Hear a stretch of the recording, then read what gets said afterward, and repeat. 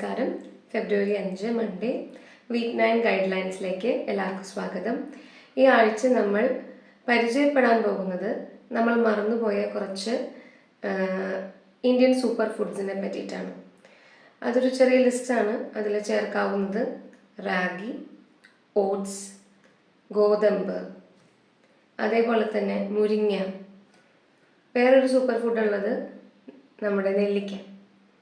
ഇതിൽ റാഗി പലപ്പോഴും നമ്മൾ കുട്ടികൾക്ക് കുറുക്കായിട്ട് കൊടുക്കാറുണ്ട്. അതിൽ കാൽഷ്യം വളരെയധികം അടങ്ങിയിട്ടുണ്ട് എന്നുള്ളതാണ് അതിൻ്റെ ഒരു പ്രധാന ഘടകം. പക്ഷെ അതുപോലെ തന്നെ പ്രോട്ടീൻ റിച്ച് ആണ്, ഫൈബർ റിച്ച് ആണ്, ആൻറ്റി ഓക്സിഡൻറ്റ് റിച്ച് ആണ്. മാത്രമല്ല അയൺ, സിങ്ക്, മഗ്നീഷ്യം എന്നീ ഘടകങ്ങളും ഉണ്ട്. മുരിങ്ങ ആൻറ്റി ഓക്സിഡൻറ്റ് റിച്ച് ആണ്, ഫൈബർ റിച്ച് ആണ്. അതിൽ വൈറ്റമിൻ സിയും ബീറ്റ കരോട്ടിൻസും നല്ലോണം അടങ്ങിയിട്ടുണ്ട്. ദഹനക്കുറവ്, ദഹനത്തിന് കോൺസ്റ്റിപ്പേഷൻ തുടങ്ങിയ കാര്യങ്ങൾക്ക് നല്ല രീതിയിൽ എല്ലാ ദിവസവും എന്ന പോലെ തന്നെ നമുക്ക് മുരിങ്ങ യൂസ് ചെയ്യാൻ പറ്റുന്നതാണ്. മൂന്നാമത്തത് അംല അല്ലെങ്കിൽ നെല്ലിക്ക. നെല്ലിക്കയെ പറ്റി പറയാനാണെങ്കിൽ ഏറ്റവും ഏൻഷ്യൻ്റ് ആയിട്ട് 1000-1500 കൊല്ലങ്ങൾക്ക് മുമ്പ് തന്നെ ഈ നെല്ലിക്കയുടെ ഗുണങ്ങൾ നമുക്കറിയാമായിരുന്നു. അത് ദിവസവും ഉപയോഗിക്കണമെന്നാണ് പറഞ്ഞിരുന്നത്. നമ്മൾ പണ്ട് കഴിച്ചിരുന്ന ചവനപ്രാവശ്യങ്ങൾ മുതൽ തലയിൽ തേച്ചിരുന്ന എണ്ണയിൽ വരെ ഈ നെല്ലിക്കയുടെ അംശമുണ്ടായിരുന്നു. അതിൻ്റെ വേറൊരു പ്രത്യേകത എന്ന് പറഞ്ഞാൽ നെല്ലിക്ക നിങ്ങൾ എന്ത് പ്രോസസ്സിങ് ചെയ്താലും അതിൻ്റെ ന്യൂട്രിയൻ വാല്യൂ കുറയില്ല എന്നുള്ളതാണ്. നിങ്ങളതിനെ ഡയറക്റ്റ് ഹീറ്റ് ചെയ്താലും എണ്ണയിലിട്ട് പുഴുങ്ങിയെടുത്താലും വെള്ളത്തിലിട്ട് പുഴുങ്ങിയെടുത്താലും സൺ ഡ്രൈ ചെയ്യുകയാണെങ്കിലും അതിൻ്റെ ഒരു തരത്തിലും അതിൻ്റെ ന്യൂട്രീഷൻ ചോർന്നു പോവില്ല എന്നുള്ളതാണ് നെല്ലിക്കയുടെ ഏറ്റവും വലിയ പ്രത്യേകത. അത് കുറേ കാലം നിലനിൽക്കുകയും ചെയ്യും. പിന്നെ നമ്മൾ പണ്ട് പഠിച്ച പോലെ വൈറ്റമിൻ സി റിച്ച് ആണ്, ഫൈബർ റിച്ച് ആണ്, ആൻറ്റി ഓക്സിഡൻറ്റ് റിച്ച് ആണ്. നിങ്ങൾക്ക് കിട്ടുന്ന ആ PDF JPEG സ്ലൈഡിൽ ഈ ഡീറ്റെയിൽസ് എല്ലാം ഞാൻ നല്ലോണം കൊടുത്തിട്ടുണ്ട്. ഇനി അടുത്ത ഗൈഡ് ലൈനിൻ്റെ ഒരു ഭാഗം എന്ന് പറഞ്ഞാൽ 47% ഇന്ത്യക്കാർ വൈറ്റമിൻ B12 ഇല്ലാത്തവരാണ്, അല്ലെങ്കിൽ അതിൻ്റെ ഡെഫിഷ്യൻസി ഉള്ളവരാണെന്ന് കണ്ടുപിടിച്ചിട്ടുണ്ട്. ഈ വൈറ്റമിൻ B12ൻ്റെ ഒരു പ്രത്യേകത എന്ന് പറഞ്ഞാൽ പ്ലാന്റ്സിനും ആനിമൽസിനും ഇത് സ്വന്തമായിട്ട് ഉണ്ടാക്കാൻ കഴിയില്ല. ആകെ കുറച്ച് തരം ഈസ്റ്റിനും ബാക്ടീരിയയ്ക്ക് മാത്രമേ വൈറ്റമിൻ B12 പ്രൊഡ്യൂസ് ചെയ്യാൻ പറ്റുള്ളൂ.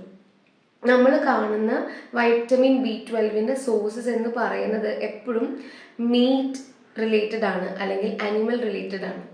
അതിൻ്റെ കാരണം ഈ ഓർഗൻസിലും മസിൽസിലും ഈ ആനിമൽസ് B12 സ്റ്റോർ ചെയ്യുന്നു എന്നുള്ളതുകൊണ്ടാണ് നമ്മളത് കഴിക്കാൻ ശ്രമിക്കുന്നത്.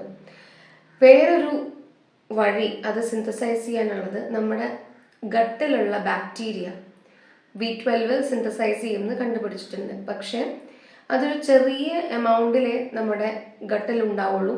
അത് പെട്ടെന്ന് തന്നെ ഒരു അസുഖം വരുമ്പോൾ അത് പുറത്തേക്ക് പോവാൻ വളരെ സാധ്യതയുള്ളതാണ്. അപ്പം അതിനു വേണ്ടി എന്താണ് ചെയ്യാൻ പറ്റുന്നത്? അതിന് വളരെ ഈസി ആയിട്ടുള്ളൊരു സൊല്യൂഷൻ എന്ന് പറഞ്ഞത് നിങ്ങൾ വീടുകളിൽ ഉണ്ടാക്കുന്ന അച്ചാർ അല്ലെങ്കിൽ പിക്കിൾ യൂസ് ചെയ്യുക എന്നുള്ളതാണ്.